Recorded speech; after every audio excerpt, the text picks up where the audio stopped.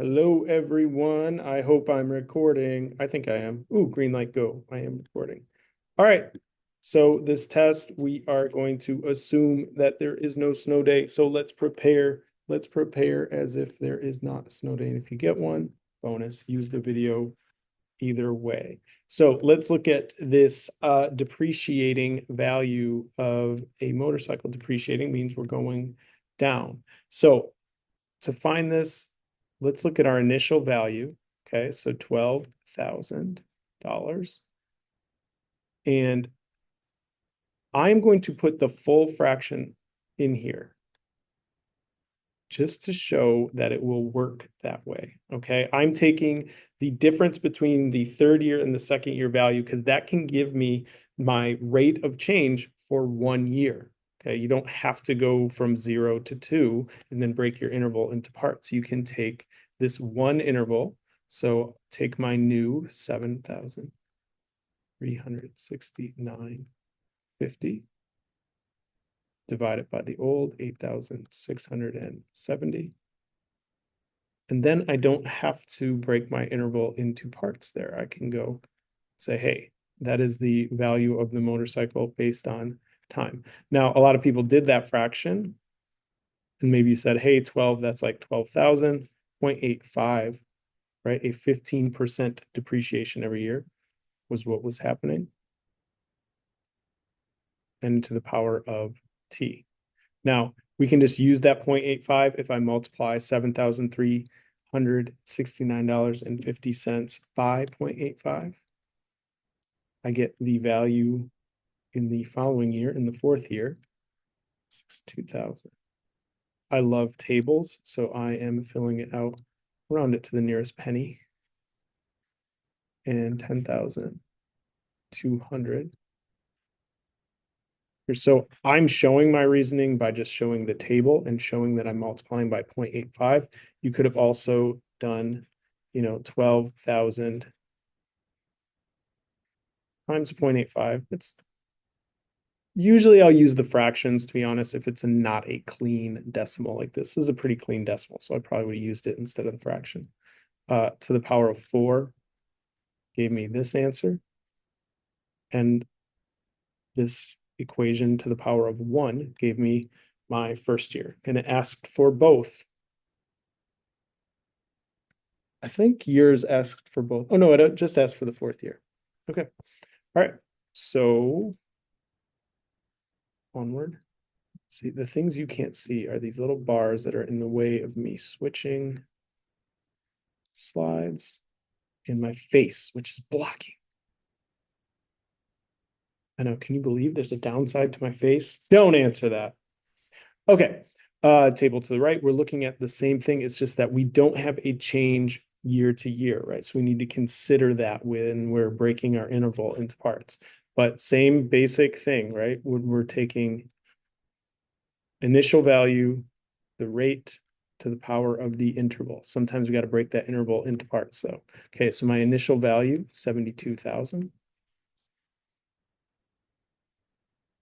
And I am, regardless of which I use, it will, well, it will come to the same thing. I'm just going to put 90 over 72 here. You could put 90,000 over 72,000. Either way, you would have got the same thing to the power of, let's use the variables that this, I'll just use X this time. It took me 3 years for that change to happen. So if I want to know what's happening every year, like I do in this table, I need to break that into 3 parts. All right. So when I take that, and I want to know what's happening in 1 month. So 72,000, 90 over 72. Use parentheses with these, or else a lot of weird things happen. To the power of 1/3 gives me 77,560. And I might be rounding there a little too much. Apologies if I'm rounding too much. Don't think I did. I think I rounded the nearest dollar there. Maybe I should have rounded to the nearest penny. Let's do the next one and actually round to the nearest penny. So if I want to know what's happening with that rate of change in 4 months, to the power of 4/3, let's actually put that one in the calculator.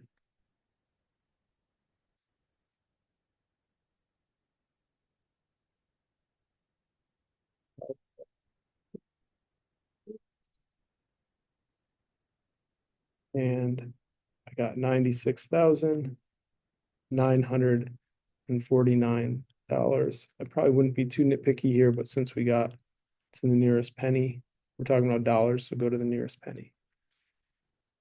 Okay. All right. Onward. Okay. Continuing to happen here, some words we got to pay attention to. Starting value, rate of change, and then if it's continuous, we need to use that special special letter, I should say special number E. All right, population starts with 500. Okay, we're starting 500. We're decreasing. So 30% is going away. So I need to think, okay, 1 minus 0.3 would give me 0.7.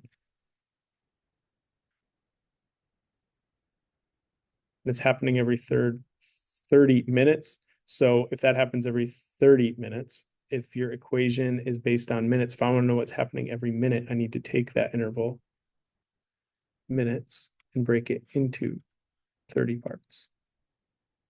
Okay, so in that case, like I would have to pay it if someone gave me an hour, right? I would have to consider how many minutes were in an hour, that sort of thing. All right. Earns 2.5% interest, and it's happening continuously. So when I hear interest earned, I'm going to add that 2.5%, right? So 2.5 is 0.025. But then I hear that it's happening continuously. So I know that E is going to be involved. So E to the power of 0.025. The initial investment was $500. So I'm doing 500 times E to the power of 0.025. I don't need to add the 1 because that E is taking care of that continuous. I don't need to say, hey, 2.5% needs to go on top of 1. It's just assumed there, or it's already built into this. And years is being represented with T, so let's use T for our variable. Okay, I worked with someone on this problem today earlier. Shout out Matthew. And he's like, well, this is the exact same question. And you're right, it is the same question. But the thing that's different is that we have 2.5% interest, but we don't have continuous growth. Okay, so if it's not continuous growth, you need to think, hey, your rate is taking that 0.025, and you're saying, hey, 1 plus 0.025. And I already know the most common wrong answer that we're going to have here is going to be 1.25. Remember, it's 1.025. That's 2.5%. 1.25 would be 25%. This is 2.5%. We're going to the power of T. Okay, so let's look at this. Bacteria population, it's tripling. What does that mean? That means we're multiplying by 3, right? So we start with 500, tripling. And again, our interval is being broken into 30 parts because we want to know what happens every minute. We already know what happens in 30 minutes. We want to break that into 30 parts. Switch the color up for the next page. What do you say? Green means go, and let's go. All right, this population growth, excuse me, by what factor is population city A increasing over the 3 decades? So let's look at the 3 decades growth. What was it at the end of that 3 decades? It was 219,700. What was it before? It was flat 100,000. Okay, so my growth over the 3 decades was the factor was 2.197. That's the growth 7.1. So the growth factor, you basically multiply that number by your current population, and you will get what your population will be in 30 years, according to this model, right? Now, how does that help me if I'm trying to figure out the population increase every decade? I know it's happening in 3 decades, right? So if this happens in 3 decades, I want to know what happens in 1 decade. I need to take that 3 decades and break it into 3 parts, right? And if I change x to 1, because I want to know, maybe I should have just wrote the power of 1/3, aka the cube root. Okay, I want to know what's happening in a singular decade. Take that to the power of 1/3, or the cube root, and we get 1.3, which means that 1 just means the population is going up, right? How much is it going up by? The 0.3. So that's 30% growth per decade. I know there's not enough room for D. We're going to do D on a separate slide, so don't worry about that. I know you're super worried. An equation for the population based on decades since 1970. So we've got our starting population.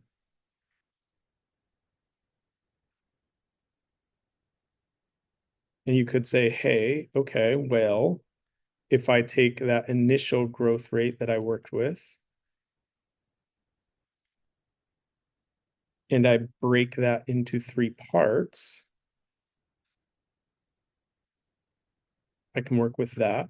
Or I can say, okay, well, I have that starting population and I know what happened after 1 decade. I just figured it out by taking the cube root of that. So you could also write this as 1.3, and then I don't need to break my interval into parts. Now x is representative of the decades going by. So either way, x is going to be decades there. Yep. All right, so let's use this model. I might flip back to the slide to get that model. All right, so we've got city A, which we've already figured out, city A, and we're going to be working with city B. We already have some things that we know about city A. We know that city A has a population in the year 2000 of 219,000. In the year 2000, the population is 219,000. I keep having to flip back. 700.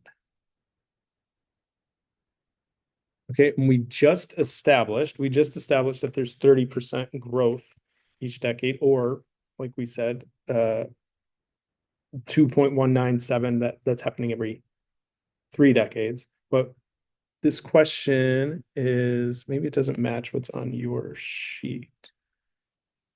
Has a large, oh no, it does. My face, my stupid face. Don't agree with that. Okay, we want to know what happens in 2020. So in 2010,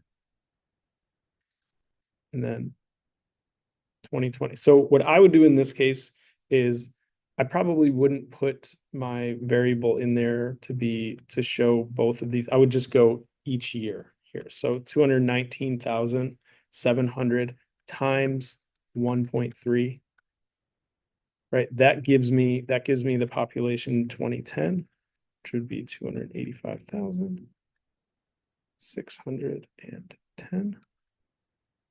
Multiply that again by 1.3.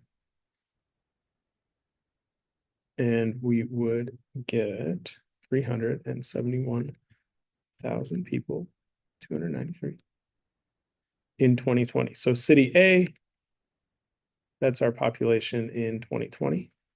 Now let's look at city B. What's going on with city B? Increasing by 40,000 people each decade, started with a population of 130 2000. And that was, again, we started in 1970. Okay, so we got to do a little more work here and some adding. So 40. So we got to get all the way to 2020. So 70, 1980, 90, year 2000, 2010, 2020. So we're at 70,000.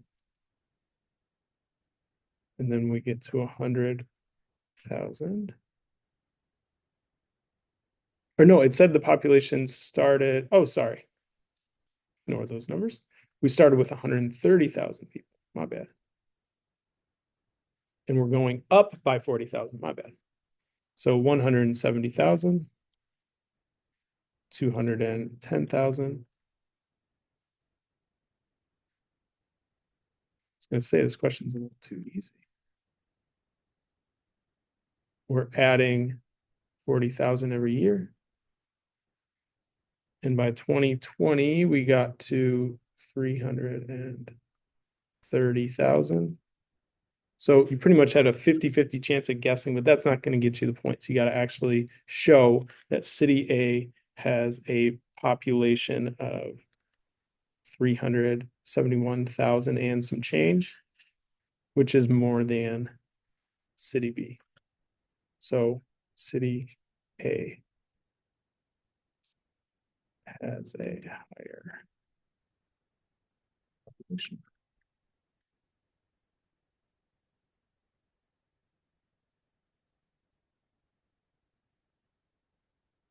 Monthly growth factor. So if we want monthly, it's tripling every year, right? So tripling. And I want to break that interval into 12 parts, right? 3 to the power of 12. Give me 1.096. So how much did I grow by? That means I grew by that number that's after the one, which is 9.6% monthly growth. Okay, onward. $20,000 car, we're decreasing in value by 24.5%. So there's a lot of little things to pay attention in this one, right? We're decreasing in value, so we need to take 0.245 away from 1, which gives me 0.755. So my starting value of 20,000, that's what's happening every 4 years. This is the tricky part of this question. An expression to represent the value of the car based on decades. So that's every 10 years, right? So basically, this is what's happening every 4 years, right? Well, how do I make that into what's happening every 10 years? Well, we need to change the 10x divided by 4. Now, there's probably a different way to do that where you could have taken this to the power of 10/4 and then to the power of x and change this. I don't know. I don't think this is very easy, but I would just say, okay, that's a year. I'm breaking it into 4 parts. And then if I'm taking a decade, I would say, okay, 10 times a year. So 10x. And in this case, this would give me what I need for decades. There's another way to do it. Miss B will help you. She's smart like that. All right, so looking at this, if we're talking about our caffeine consumption, right? If we're losing half-life, right? So that means we're losing half of it every 6 hours, right? So that means you take 100 milligrams of caffeine at noon. By 6 p.m., that 6 hours has gone by. So 100 times 1/2, or divided by 2, same thing, right? Gives you 50 milligrams. Okay. Now, which equation could we use here? We are starting with 100. Half-life is going on. We're breaking that hour into 6 parts. And then we know what's going to happen every hour. So with this equation, then you have to think about how many hours after midnight, how many hours after noon is midnight. Well, midnight is 12 hours afternoon. 3 p.m. is 3 hours afternoon, and 9 p.m. is 9 hours after noon. So to get our first answer, we need to take 0.5 to the power 12 over 6, which, so at midnight, you should have 25 milligrams. Okay. And at 3 p.m., would be to the power of 3 over 6. Should give you 70.71. And then at 9 p.m., that's 9 hours. So we need 9 divided by 6, which would be, we do that 35.36. And it makes sense to have these numbers all line up in terms of what we would expect based on, we said at 6 p.m. we would have 50 milligrams, which is in between 3 and 9 p.m.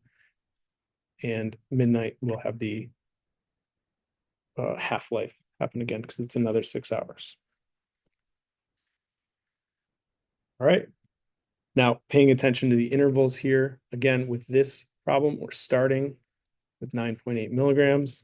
It's a half-life presented by 1/2.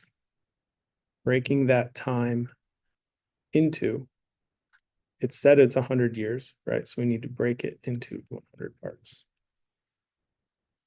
Now, next one's a little tricky, 9.8. We have that half-life. It's asking for days. So you need to think how many days are in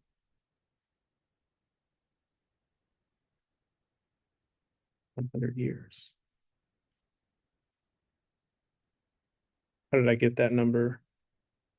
365 times 3,000, so 36,500. This doesn't account for leap years. My apologies. All right, we already went over this review in class, but just, for everybody who needed maybe a second look at this, our initial value of this toy started at $3. We're figuring out the change, the rate based on 8 over 3, because 8 is our new value.